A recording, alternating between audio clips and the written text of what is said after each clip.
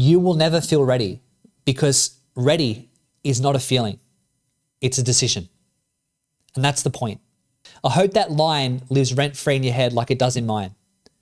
Honestly, I don't even care if you close this episode right after that, because if that truth really does land, you'll already know exactly what to do next. Doubt and indecision kills more dreams than failure ever will. Most of us take the wind out of our own sails when we start to get going. We have one foot on the accelerator while pulling up the handbrake at the same time. We point fingers at people, circumstances, and events that are outside of our control because it's obvious, it's low effort, and it keeps us from making contact with the truth. The likely truth is that you're full of doubt, which is okay. You're also afraid of rejection, which is human. And you're scared to fail, which means you care.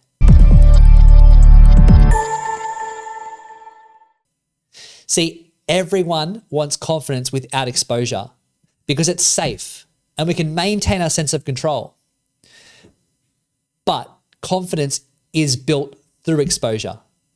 And at least with a bad decision or a perceived failure, we have valuable feedback that helps to build our perspective, wisdom, and leverage for what comes next. But hesitation, it gives you nothing. Movement gives you the proof. And in movement, you can build wisdom, resilience, and a conviction that only comes from experience. Through exposure, through deliberate practice, through just engagement with something practical and life itself, every misstep becomes a mirror to you. But when you stay stuck in doubt, you just replay the same questions, chasing this certainty that actually never comes.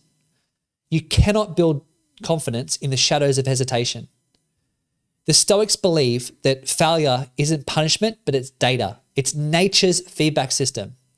And if you reflect instead of react, even regret becomes refinement. So you need to think and train yourself to think, this wasn't a setback. It was an audit of my assumptions. Marcus Aurelius once wrote, the impediment to action advances action. So therefore, what stands in the way becomes the way. A poor decision isn't proof of failure. It's a forced evolution of wisdom, of humility, and resilience. So you'll also need to think this wasn't a wrong turn. It was strength training for better judgment. I personally look at self-doubt and the position of authority as two sides of the same tension that every strong communicator has to really learn how to hold. Because authority is not the absence of self-doubt. It's your ability to stay grounded while it's there. See, doubt will ask, am I enough? And it will sit and plague in your mind. But authority picks up and answers and says, well, maybe not yet, but I'm still speaking anyway. So think of it like this.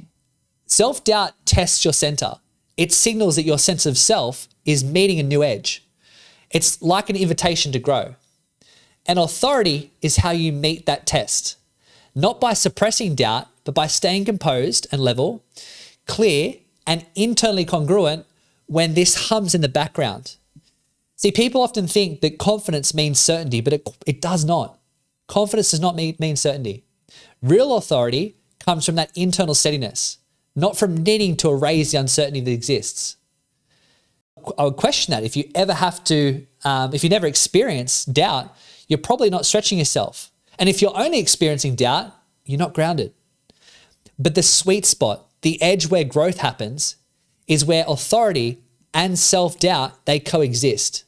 And you can choose expression over hesitation. So what if the belief that you need to feel ready before you step up, it's the very reason that you're not holding a stronger frame of authority, getting the impact and the results that you desire already. In your work, in your expertise, in your home, or even online. I want to ask you, I'm sure you have, but have you ever played out a situation in your mind? Maybe it's a conversation, maybe you've prepped for a meeting or a big event. You visualized it, you brought it to life, imagining it going exactly how you want it to go. So you've prepped yourself, you've told yourself to be confident, and you've ran through all the self-talk drills so that doubt wouldn't show up when in that moment you need clarity. It could be anything. It could be approaching a woman, negotiating a pay rise, working through tension with your partner, landing a high-value client or pitching to them, or even having that one hard conversation that you know would change everything if you just got it right. Or at very least, you start to lean into what's already there. But then the moment comes. Maybe you speak and the words don't land. The frame that you rehearsed, it doesn't match the reality that's in front of you and what you're experiencing. So you soften, you over-explain, you feel attached to the overwhelm, or you hold back. And afterwards, you replay things in your head thinking, I should have said it this way. I wish things went differently. I should have said what I really meant. I wonder what they think of me. I remember sitting backstage at my TED Talk. It was about a year ago now. And I was 20 minutes deep into my meditation where I was trying to really focus on centering myself. Meditation is an important ritual anytime I speak, deliver, or facilitate. But this one was really about trying to steady my nerves and open up the full potential of my mind before stepping out on that stage, because it had so much meaning attached to it. Not because it was just TED and everything could go wrong, but because from where I've come through in life and my deepest dreams were actually being realized in that moment. It had a lot of meaning attached to it. And when we have a lot of meaning to it, the fear of failure can speak and strike very, very hard. And then I heard the call, Dan, you're up. I threw on my jacket. I shared some banter with the backstage crew and they asked me, how are you feeling?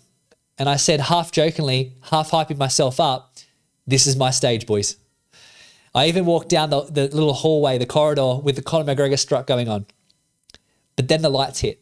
And I'll be honest, it felt like I got punched in the face by Conor too. Everything loomed in on me. Most speakers for TED, they get about 6 to 12 months to prepare. I had 1 month. I put my whole life on hold. My wife, Katie, she was practically solo parenting with our son, Ziggy, while I mapped my whole entire life story. All my lessons, teachings, and all of that was put on a big whiteboard. I refined, I filtered, I rehearsed so much at one point that I questioned whether anything ever made sense anymore. And I thought I was more than ready. But the second I stepped out, the inner critic showed up. It showed up louder than the applause. And it all hit me at once. Wow, this has been your biggest dream for years, but it could go really bad. You've got students, you've got clients and strangers and the whole internet waiting for this talk.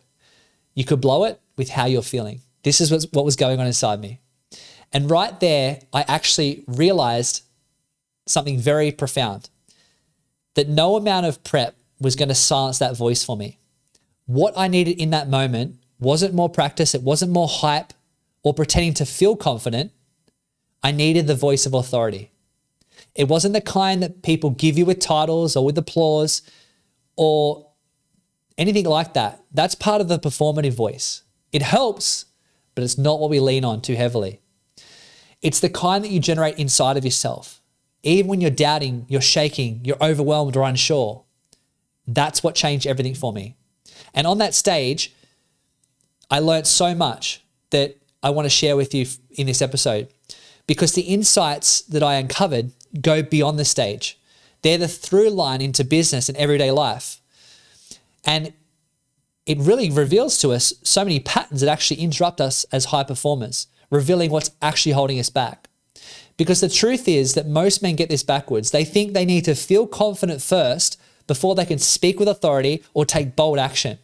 And we tell ourselves stories and we attach the narratives that squeeze us up into our head.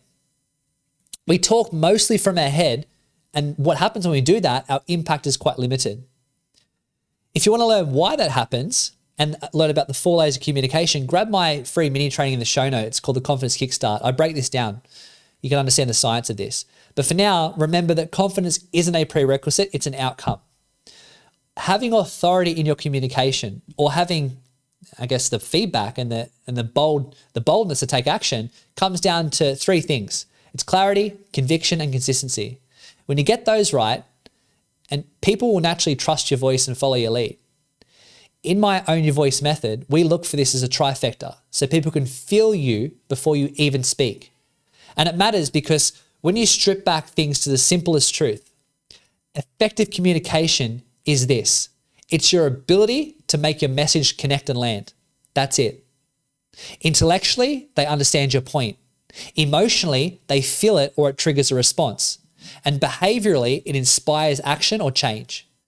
But if your words don't land, if they don't create understanding, influence, or connection, then it doesn't matter how much you know, how hard you work, or how good your intentions are. This is something I knew I had in my back pocket on that stage. It's helped me stay in frame and deliver my message imperfectly. And I say imperfectly because I thought I completely butchered my talk. I walked off with a very loud inner critic, even after I'd finished. You think I would get relief, but it wasn't that. And then I had a huge dump of adrenaline backstage and it floored me in my seat. I went well over my intended talk time. I forgot lines and points I wanted to make. And my confidence monitor, which reminds me and prompts me where I'm at in my talk, it was all disordered.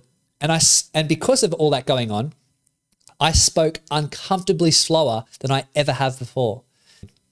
But at the TED after party, an esteemed 25-year veteran speaker and professional started to approach me. I thought, oh, here we go. I was still in that doubt. And he said some words that instantly made me realize we are our own worst enemy. And no one talks to ourselves the way we talk to ourselves. Not even a bad boss. He said, Dan, that was a masterful delivery in lucidity and control. And I was like, what? I had 3 things with me on stage that held all that together, so my message landed. The 3 ingredients are an integral part of the Own Your Voice method, which I state that in order to truly speak, to connect, to influence, and to make an impact, we need to align these and to get into communication with ourselves. This is internal congruence. In my method, it's all about clarity. You know what you mean, you're intentional, you strip away the fluff, and you deliver a message that lands. Then there's conviction, which is you speak from alignment with your values, not from needing approval. Then there's consistency. You show up the same way across situations. Your words match your actions, and over time that builds your credibility. If I was going back to first principles and removing all the fluff, advising my younger self on the best course of action to realize my goals and my potential, I would say to him the exact words that I opened this podcast with. You'll never feel ready because ready is not a feeling, it's a decision. And that doubt and indecision kills more dreams and aspirations than failure ever will. I would also tell him that you do not need to feel confident before you speak with authority. And I would warn him that in these days, particularly, there's so many people that are busying themselves trying to find strategic solutions to problems that actually require emotional and spiritual inquiry. So go into that and avoid the business coaches who have never built anything because they know strategy is an easy sell to the brain and people love to mentally masturbate over it. So don't make that you. What I would also suggest is understanding the psychology behind speaking with authority, and that mostly it's about mastering your relationship with uncertainty. So get comfortable there. With that, I want to ask you what your current relationship with uncertainty is like. This is a really good prompt for you. Write it down, top of your page. What is your current relationship like with uncertainty? The 3 key pillars within my Own Your Voice method that position you as authority by design is this. These are the overarching pillars. Number 1 is internal congruence, which helps you to speak, to connect, and it starts with being in good communication with yourself. The second pillar is external congruence. This helps you to speak with composure. It's the psychological frame and the presence you hold in life, in a message, or in a conversation. The third and final is your communication impact. This is how you speak with confidence and skill. It's your articulation, your ability to influence and to move people. Again, people often think confidence means certainty, but it doesn't. Real authority comes from that steadiness. It comes from not needing to erase uncertainty. I've found so much success in my methods because I deeply understand the layers of communication and human nature. And when you can hold both the fear of not being enough and the courage to speak anyway, people will feel and experience this as depth from you. So if you want to learn more about that, again, jump in the show notes. It has the communication frameworks and the mini training to support you. If you never experience doubt, you're probably not stretching yourself. And if you're only experiencing doubt, well, you're not grounded. The sweet spot, which is the edge where growth happens, is where authority and self-doubt coexist. And if you choose expression over hesitation, you're on the right track. And what if This is what you need to consider. What if that belief that you need to feel ready before you step up is the very reason that you're not already holding a stronger frame of authority and getting the impact and the results you desire already in your work, in your expertise, in home, or even online? Because from what I've seen in my own journey and through the men I've worked with, is that confidence isn't something you have then speak from, it's an outcome. It's earned in the act of expressing yourself clearly, directly, and authentically by harnessing your own communication style, not borrowing someone else's. And at the core of having authority in your voice in any environment is your ability to creatively use your assertive voice. And that's the point where clarity meets composure. It's both practical ground and the proof. So you don't wait to feel confident before you speak with authority, because confidence is not the starting point. It's what you build from motion, and you build it in motion. Each time you express yourself with clarity, conviction, with truth, you gain that confidence. So as we wrap this up, I want to leave you with 4 power thoughts. These are anchors to help you with speaking with authority, even when doubt's present in the room. The first power thought is that action precedes feeling. If you wait to feel confident before speaking up or putting something out, you're going to hesitate forever.